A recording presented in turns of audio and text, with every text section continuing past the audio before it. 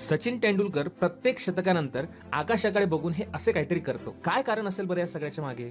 भारतीय टीम निराश होती कारण सचिन तेंडुलकर यांचे वडिलांचे नुकतेच निधन झालेले होते. वडिलांशी त्याचे खूप जवळचे नाते असल्यामुळे तो खूप खचला होता. पुढचा सामना इंडियाचा केन्याविरुद्ध होता.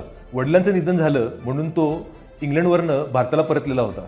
क्रिकेट फील्डवरती एवढ्या लवकर परत यायला तो अजिबात इच्छुक नव्हता. तेव्हा त्याच्या मोठ्या भावाने त्याला एकच प्रश्न विचारला.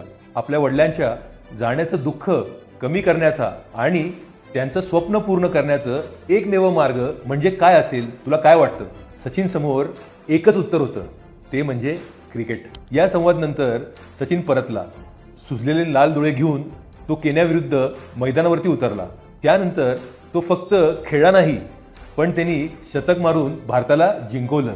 आणि जेव्हा त्यांनी शतक मारला तेव्हा त्यांनी आपले हात उंचवून तो खास इशारा केला आणि हे शतक त्याच्या वडिलांना समर्पित केलं. यापुढे सचिन जेव्हा पण शतक मारायचा तेव्हा हाच तो खास इशारा नेहमी दाखवायचा.